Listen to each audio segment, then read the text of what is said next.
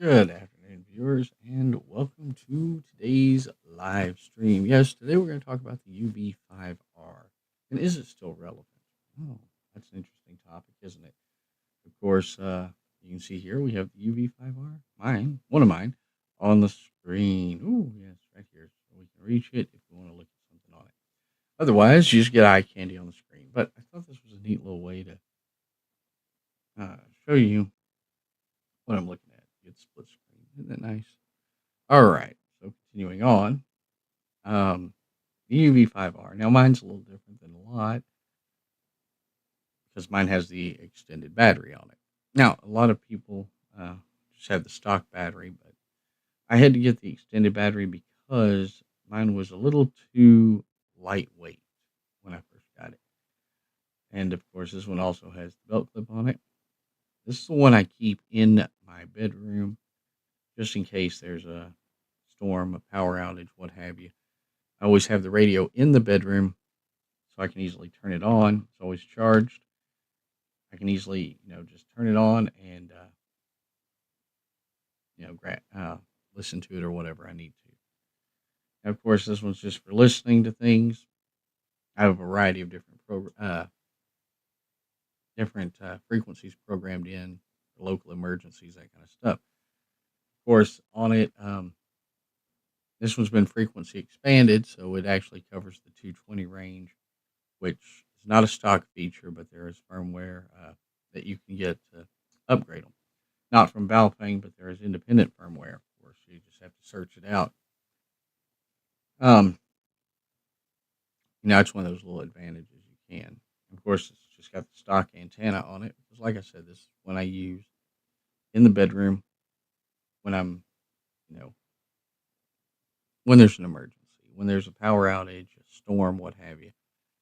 But it works good for the purpose. But is it still relevant today in the modern world? See, that's the thing is mine's an older model, so of course it's completely unlockable. However, it's not the case with the newer models. New model UV-5Rs and even the newer radios, not all of them are unlockable. So if it's an unlocked radio you want, maybe you want an older one, or maybe you want one of the models that can be unlocked. But the new UV-5Rs, of course, have the big color screen. There's a lot more to them. I don't have one on here to show you, but they do have a lot more features to them. Does it make them better? That's a tough call, isn't it? I don't know that it makes it better.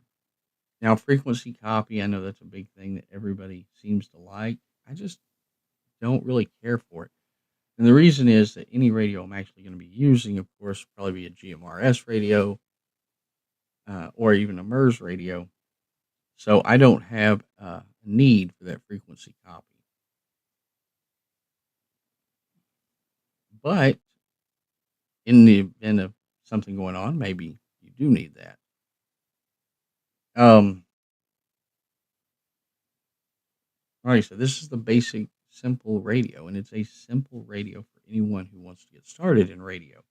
It's a good beginner radio. Now, this, of course, would be a ham radio, not GMRS or FRS, but the point of this is that it still has a practical purpose. Even if you're not talking on it, even if you're not going to, you should get one anyway. You should always have a radio, but you want to get a radio and learn on it. Now, why is it still relevant? Well, there's an easy reason to understand why this is still relevant because it's cheap. The UV-5R costs around $18 on Amazon right now. Now, if you get a UV-5R, it's something you can learn on. It's something that you can practice with, but you're not out a lot of money if you somehow break it. Now, they're pretty rugged, although I will give you that. They're lightweight. They feel very lightweight with the stock battery in them.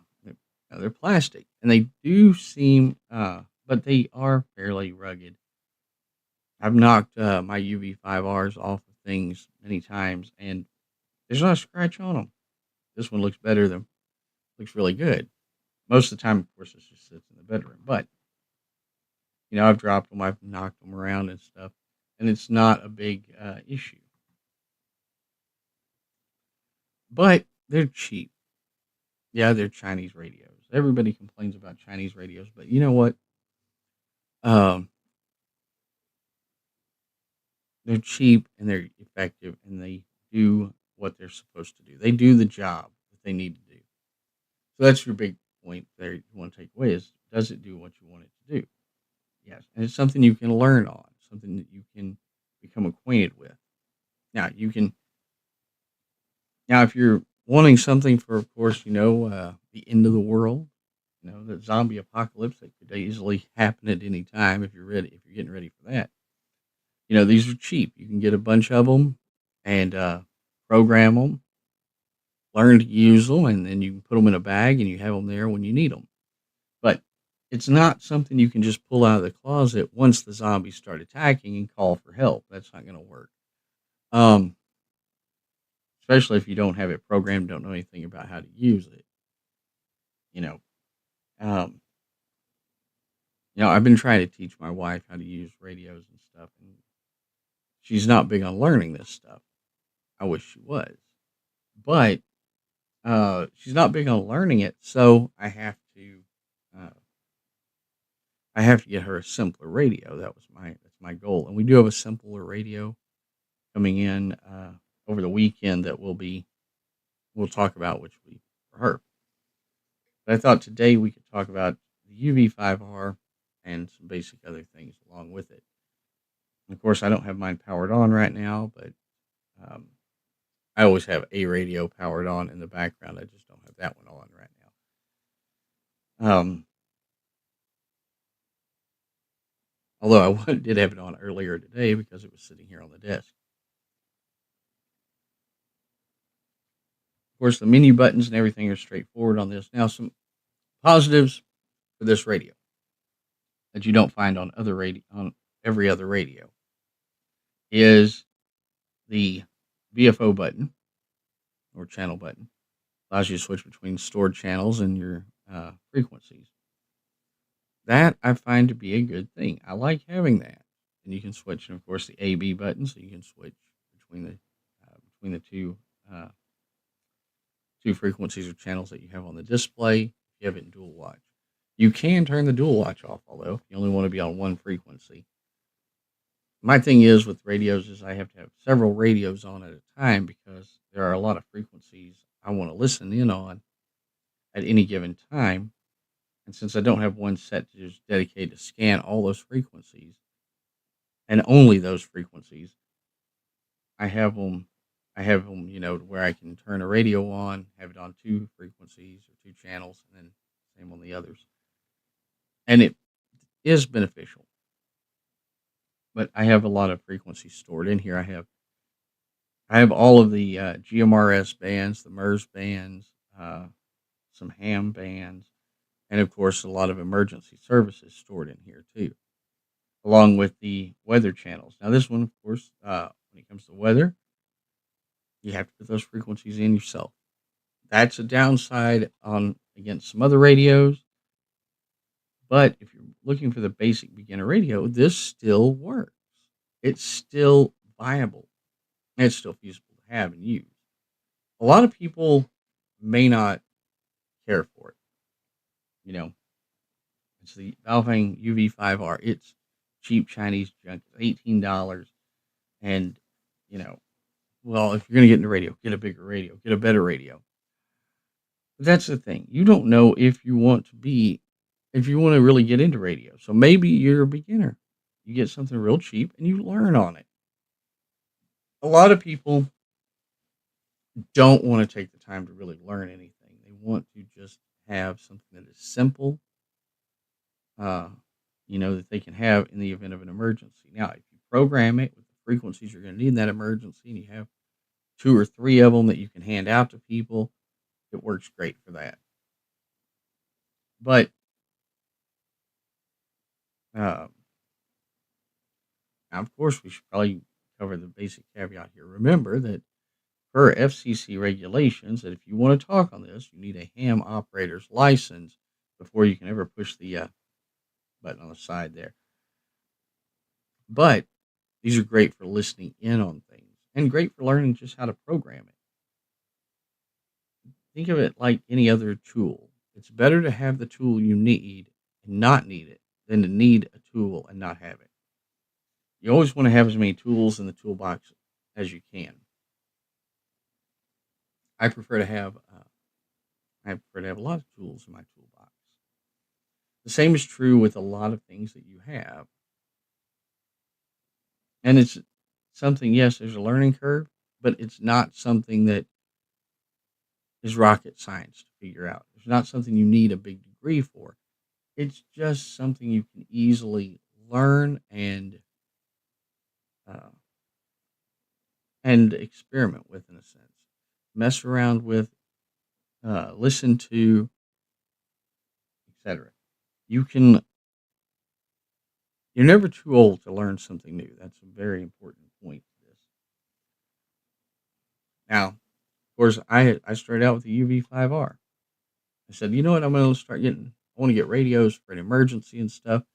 Let's get UV-5R. Around the house, I've got some FRS radios that we can use around the house. But what if there's an emergency? What if I need to hear what's going on around us? And so I got I got two UV-5Rs to start with, and then I went to different radios after that. We'll talk about some of those radios on another stream. But um, I started with the basic radio, the simple radio,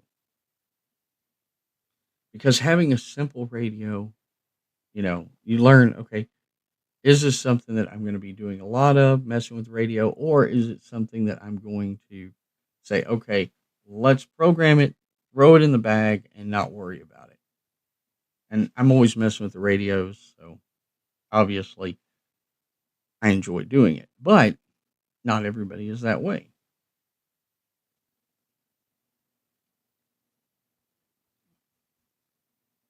Now, it's coming up on springtime.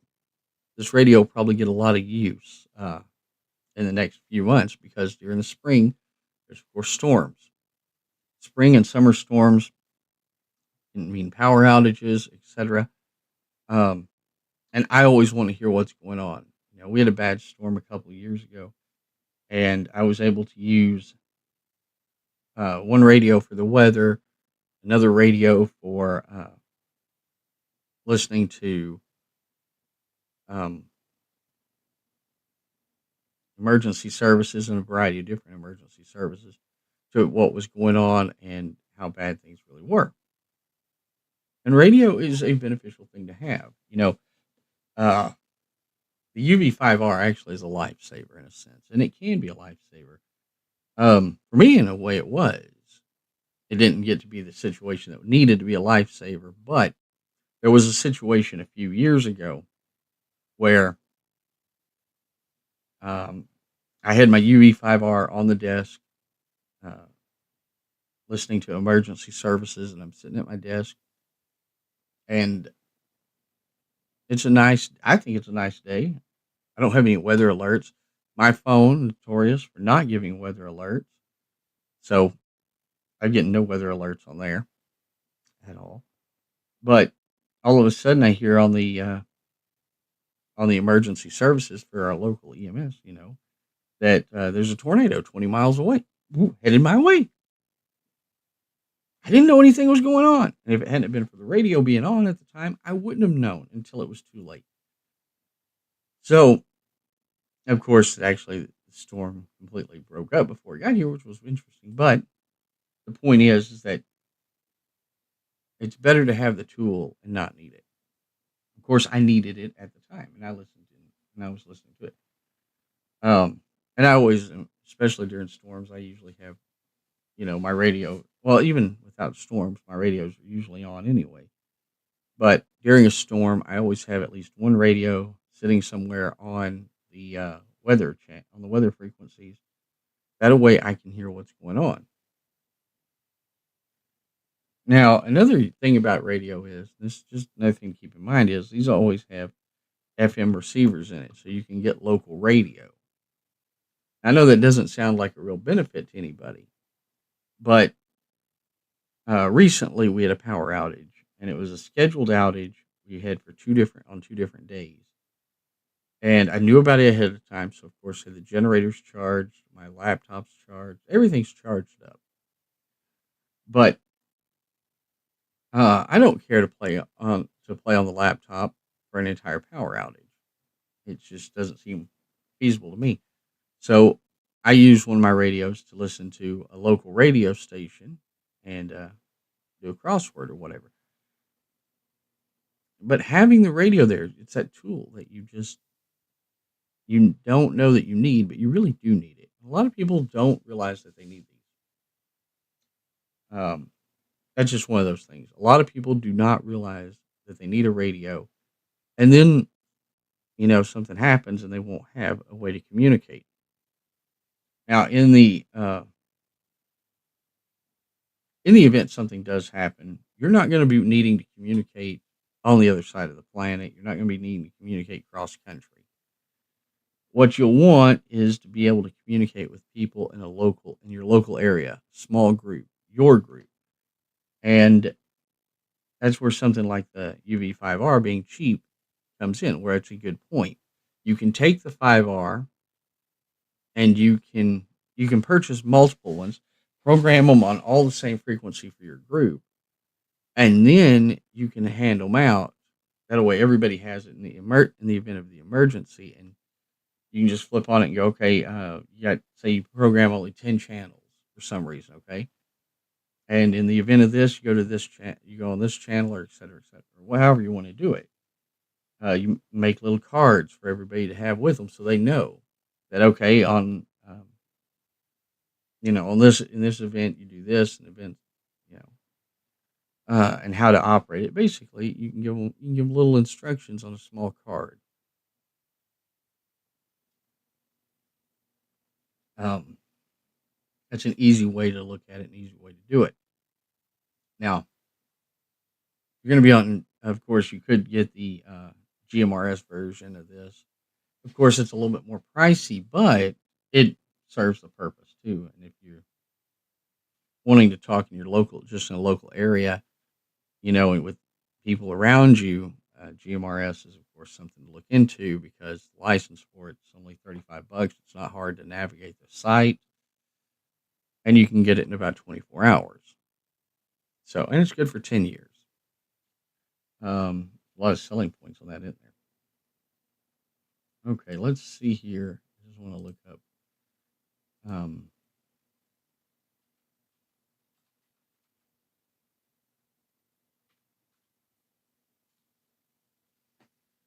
Yeah, the UV-5G right now, if you can get actually a 2 pack for $34, so that's in the same price range as the 5R. So if you were doing GMRS, you can get the old 33, or you can get the UV-5G, the originals, for just you know $34 on Amazon, and that's not a bad price. It's comparable to paying 18 for this one. A little bit cheaper than buying two UV-5Rs, but you can uh, you can get radio, depending on what you want, what type of radio you want. A lot of the radios now, either A, they're locked, or B, they're completely unlocked, or there's some combination thereof. Um, and of course, the UV-5R is a good radio, but of course, you want to go with if you're going to be on GMRS, you want a GMRS radio. So you want something like a 5G, and there's some newer radios too that are out there.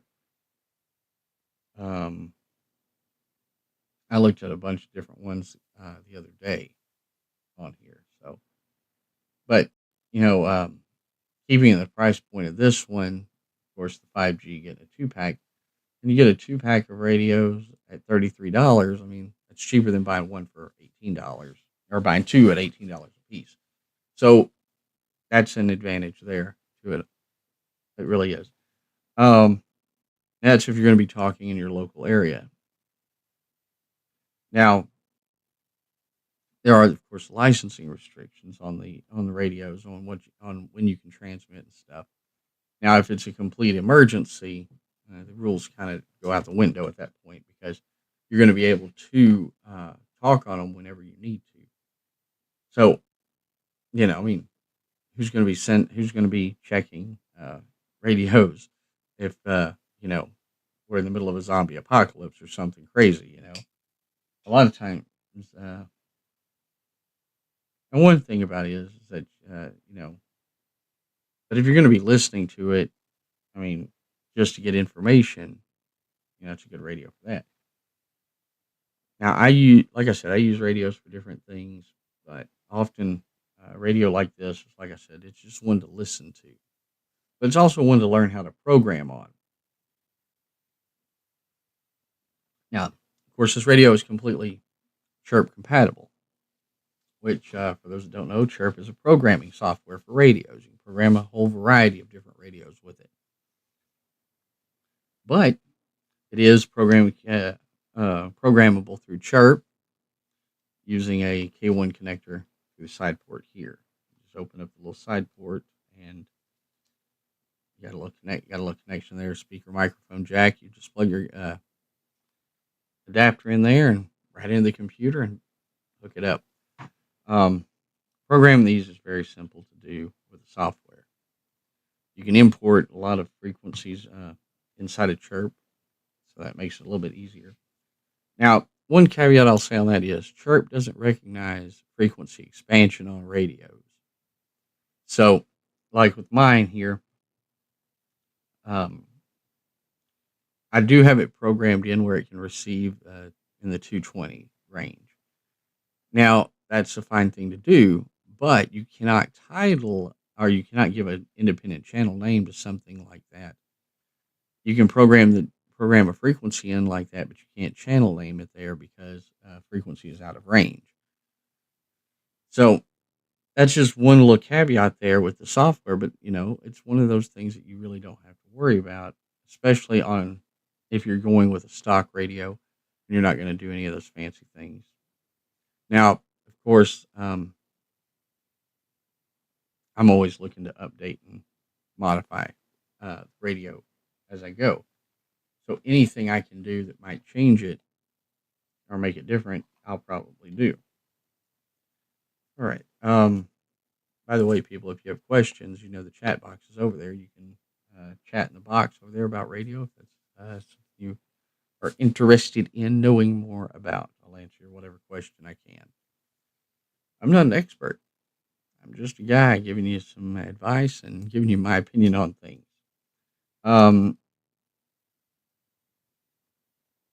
Is the UV-5R radio I would buy another one of? Well, if I needed it, yeah. But I'm always changing the radio I look at and what I'm using. So if I'm, but when it comes to being able to being cheap and easy to operate, the 5R is there. Now, of course, it's got the band button here. Nobody ever cares about the band button. Let's just be honest. Nobody ever does. But now, of course, with radios, there's another advantage to this too. So say you've got your radio with you. Okay, you've got your radio, and I'm not pushing any buttons, make noise, but say you have your radio with you, and you do get there's a tornado or something. You're trapped under something, but you need to get a message out. One, you could radio out, but if you don't have the frequency that somebody's on and you can't radio them, that might be a problem.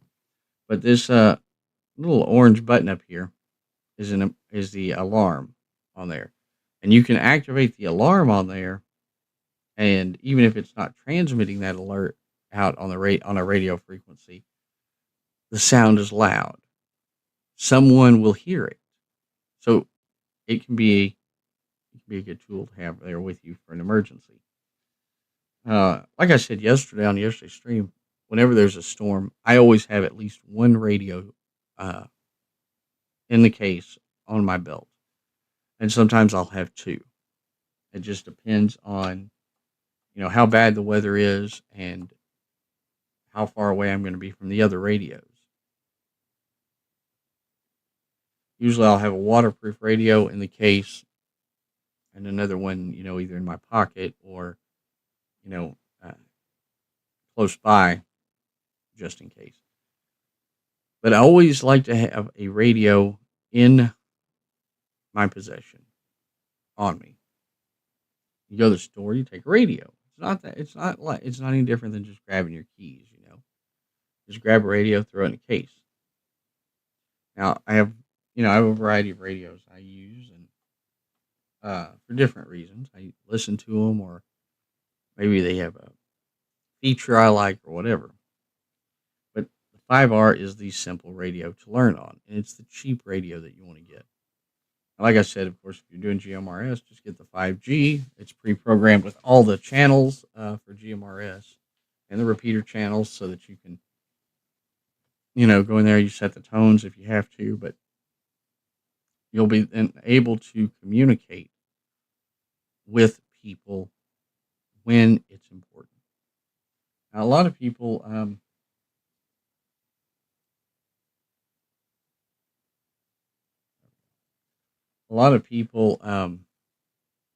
don't ever think about that.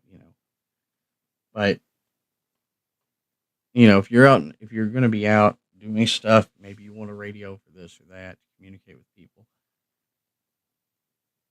Um,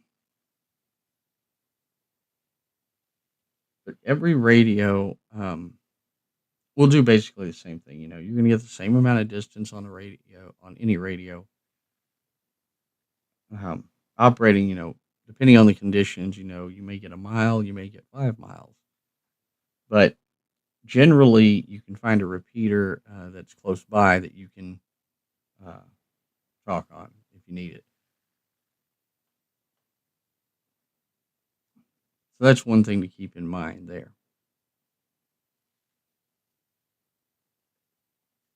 All right. But depending on what you're doing, really depends on the type of radio you want. If you're just going to be talking, to your family, you know, bubble packed FRS radios work. But if you're wanting to prepare and be conscientious of things that could happen, then you want to get something like the 5R that you can learn on and that you can teach others how to use as well. And here's the thing to keep in mind. It's a teaching, it's what I would call a teaching radio. You can use it to teach with. And it's you want to have everybody in your family know how to operate a radio, at least in the basic sense.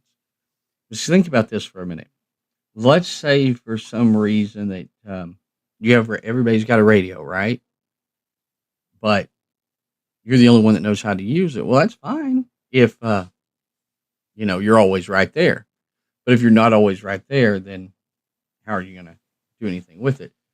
You know, um, I ordered, and I haven't got it in yet, but ordered my wife a radio of her own, and it's a simple radio, and we're going to have a review on it later on, either over the weekend or first next week. But it's a simple waterproof radio that she will be able to use without having to worry about the keypad up here. Because when it comes to her, the keypad is a no-go zone. She is not comfortable with the keypads and the programming. So I got her a radio that she can use for that. However, at the same time, I am working on making her a cheat sheet, a little card that will tell her what to do if she were going to use, say, this radio. A, turning it on. B, going to the right channel or going to the right channel. I've stored channels. Going to the right channel. Knowing what number of channel you can type in. You can type in the channel number you want. Knowing what number you need. Say she wants weather on here, it's 121. So it's a simple solution. building a cheat sheet, but you need to teach people how to use it. If you don't take the time to teach those around you how to use the radio and something happens to you, then the radio becomes useless and it's harder on them. So you always want to A, keep it programmed, B, keep it charged, and C, teach with it, teach people how to use it. But it's a cheap radio and it's a good radio. So I think they're still relevant. I think they're still useful. I think they still have a place in the toolbox. Now, I've seen videos out there that say, no, don't buy the UV-5R anymore. Spend more money and get this radio. But there's not much difference in the radios. So why spend the extra money on getting a newer model radio when you can buy the older one and still make it work? That's one of those things to think about. And of course, like I said, you can get these on Amazon, $18. The GMRS version and the UV-5G has a 2-pack for $33, $34, whatever. They're relatively cheap. Now you get into a lot. Now you get into other radios. They're going to be expensive, etc., etc. But as long as you aren't doing what you shouldn't be doing on the radio, you're good to go. And as long as you keep your little fingers away from this button when it's powered on, that would be the PTT button there, you'll be good to go. You'll be good. Now, unless, of course, there's an end of the world situation, then you may need to use that button.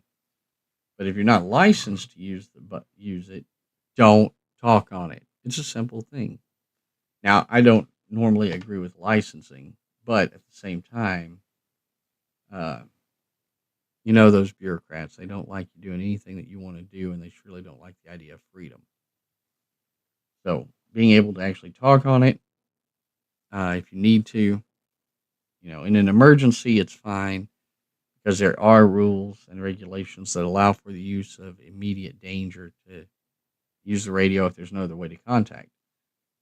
Now, one of the things about it is, of course, with my wife and I, she works a distance from home, but not too far. So we're still in radio range. And if the power's out, her phone may not be fully charged. So why call when she could radio and ask a question? And I think that's a better situation there. But those are things that you have to take into consideration. What do you want to do? Do you think that you're going to run into a situation where you need a radio, or do you think that, hey, you know what? Even if the zombies come, the government's going to save us? Now, that's not the notion that I would recommend anybody having, but some people do have that notion. Believe it or not, they do. But when you're preparing for storms or for solar flares, anything. Now, if you're preparing for solar flares, keep your radio in a Faraday cage, definitely. Or a Faraday bag, whatever you want to do. But you want to be, at least then you have it. That's the kicker there. Like I've said many times, it's better to have something and not need it than to need it and not have it. And the same thing is true with radios, with tools, with hunting implements, if you will, with knives, anything. It's better to have something and not need it than to need it and not have it. Have you ever been looking for something you need and you not have it? That's a terrible thing. So you always want to have the things that you really need.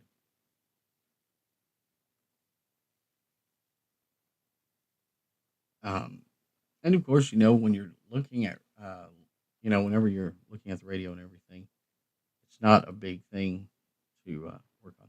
Now, of course, we're not going to get into the programming of this one right now. We are going to do some programming videos, but we're not going to get into programming today. But like I said, you can use Chirp, and Chirp is so easy to use.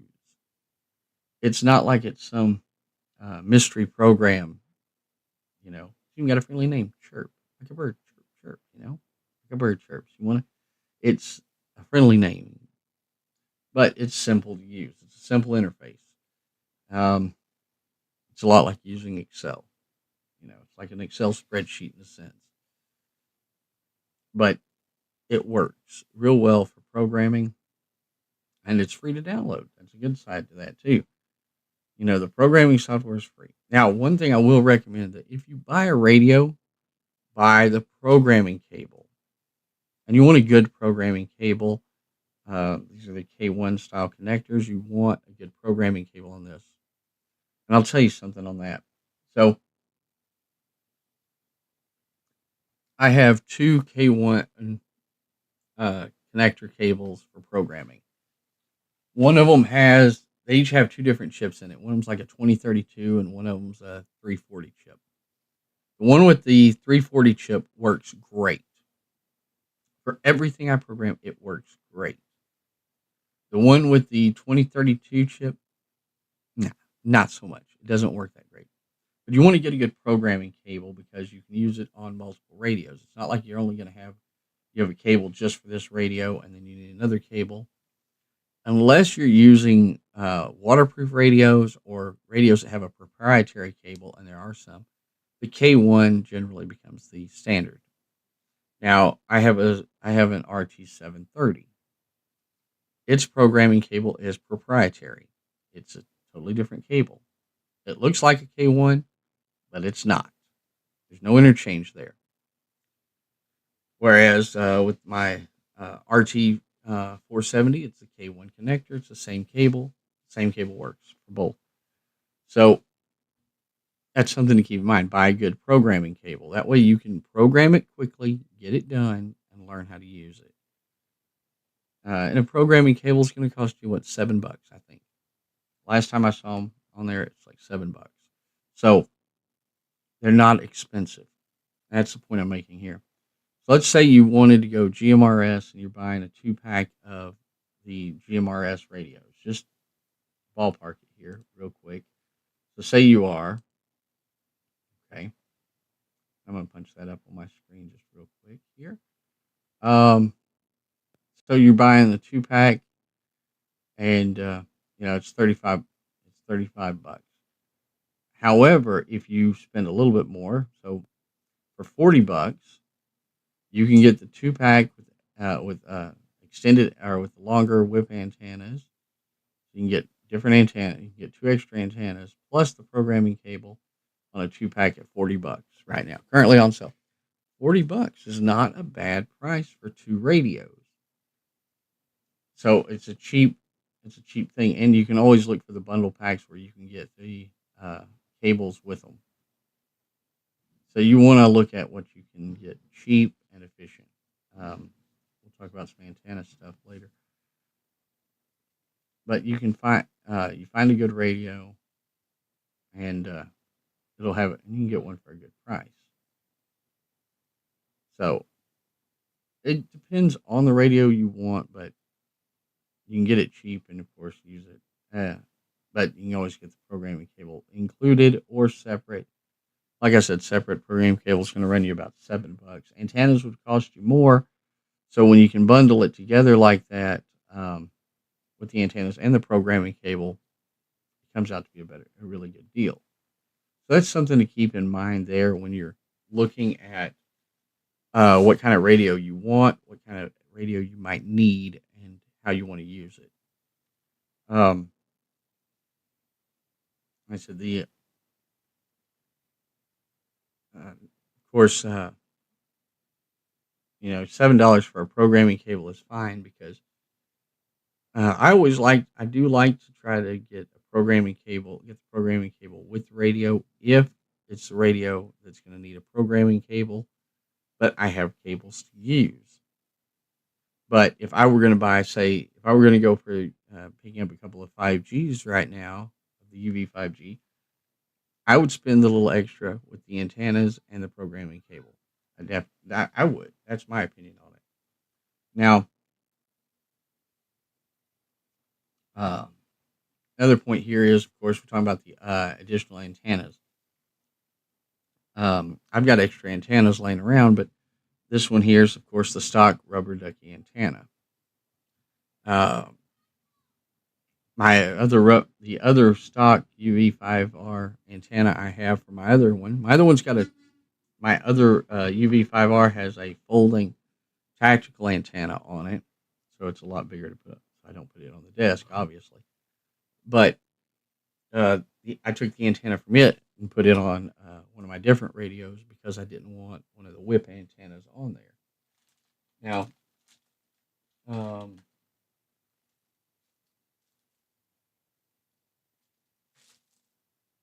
I have some short whip antenna. Oh, there it is. It's on my desk.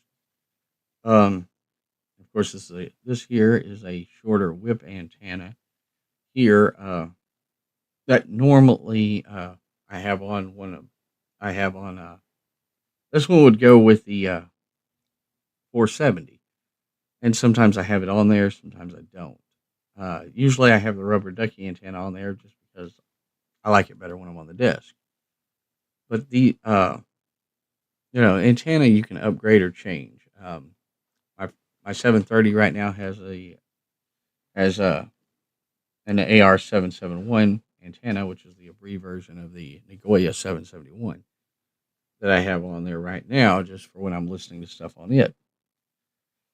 And I've got a real long telescopic antenna that's an all band receive, just depending on what I'm listening into. It depends on the antenna that I want. But I've got extra antennas always laying around. Sometimes they're laying on the desk, sometimes they're in the cup or in the pencil holder behind me. But I always have an antenna where I can find it.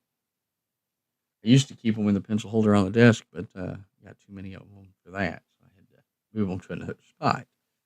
But the point is that you can change out the antenna on these. Now, that's one of the things I will say.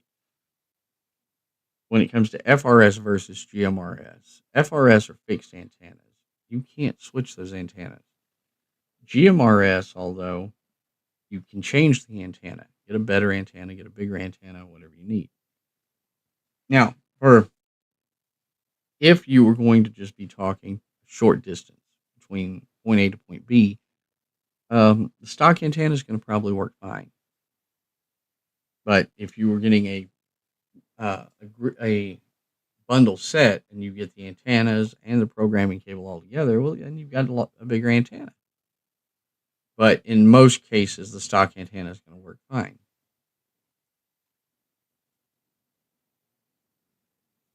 It just really depends on what you want to do and how far you want to take having a radio. Now, the folding tactical antennas, they're great. You can always get them in a bundle pack. I'm gonna get on the antennas here, but that's fine. I saw a bundle pack of those, a 2-pack of those for $23. Well, in that case, you're paying more for the antenna than you are the radio. But when you compare the 5R, you'd be paying more for the antenna than the radio. But at the same time, it is worth it to have a better antenna. Some people may not want to spend the money to upgrade an antenna. That's fine.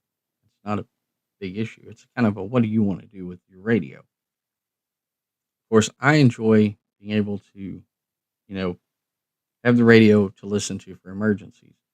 And if I turn this on, I know I can find information going on. I can get to the weather. I can get whatever I need on it.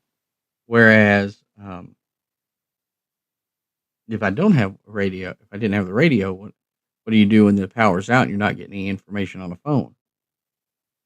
I mean, and I realize everybody relies on their phone, but your phone will not always work. Here's a little negative information for people that don't think about this. Your phone won't always be reliable. Let's say that you have the power grid's out, but let's say also that the cell phone grid's down. Now, what are you going to do for an emergency? How are you going to get information? I mean, you could talk to your neighbors using a couple tin cans and a string if that's what you want to do. Or you could spend a little bit of money and get you a radio. Personally, I'm all for the radio. I'm all for having the radio and being able to use it. Now, I know a lot of people, well, I don't want to spend that kind of money. And I know money's tight, people. Money is tight nowadays. It really is. But it's better to spend, uh, spend a little money now and have peace of mind than to have something happen and be sitting in the dark with no idea what's going on. Think about that. I mean, okay, let's just give a hypothetical scenario here. Okay. Why you could be sitting in the dark and not know what's going on. Let's say a tornado has come. Okay. Maybe it didn't hit your home. Maybe it was nearby. Maybe it took out maybe it hit a power substation, took out a substation. So now you've got no electricity. But as it tore through things, it tore up the cell phone tower. So now the cell phones are out. So you're sitting in the dark for days on end.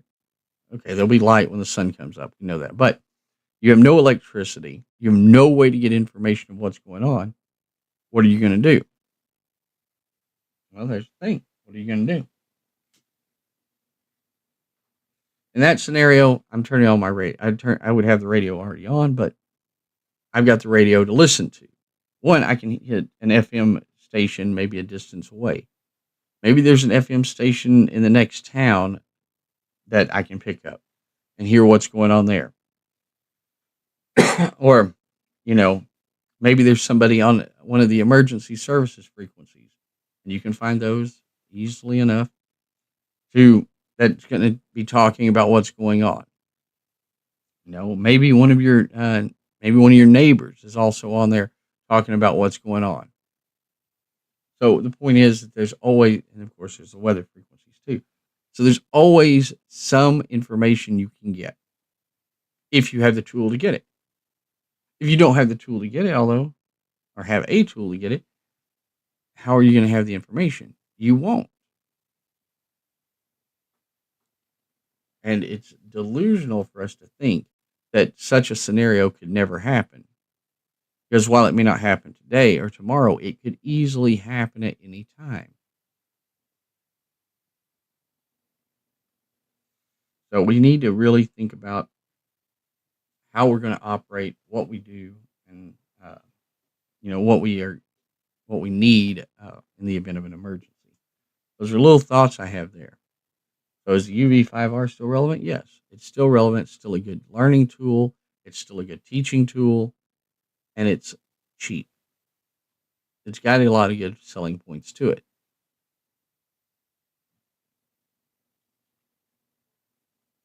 And if you've got your own little group and you need to get everybody a radio, something like this is dirt cheap. It's simple to you can program a bunch of them at one time, and boom, you're done. You can pass them out. You're not out a lot of money. And people can learn to use them. So it's one of those things. You just want to look at what you can get, what you need, what you can use. And I'm hoping people actually are learning something today and actually getting something out of this video or out of this live stream. Now, to point out, why do we do this in a live stream and not a video? Well, you can watch it as a video on a replay. But why is it done live? Well, I don't really like recording videos. I prefer to go live. So by going live, it allows me to take the opportunity to sit down, talk to people, explain something, and if there's a question that comes in at the time, I can answer it in real time.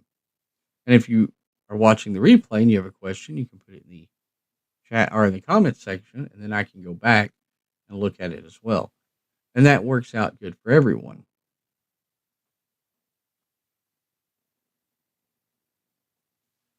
I'm not a big person for recording videos. We may do some recorded videos on this channel, but I prefer to do a live stream. Just come on, go live, talk to people about something, and be done with it. But, you can let me know in the comments what you like. Do you prefer videos that are edited and everything, or do you prefer it live and, live and more realistic? I always find that videos seem to be very inauthentic and very unrealistic. That's why I like the live stuff. But you can let me know what you think in the comments section. All right, people. We'll be back tomorrow. I'll be back on, I think, tomorrow on here talking about another radio that I use during severe weather, and we're going to talk a little severe weatherness preparedness along with it. So we'll be covering really two things at one time, but it'll be worth doing. All right, until then, y'all go out there and stay safe.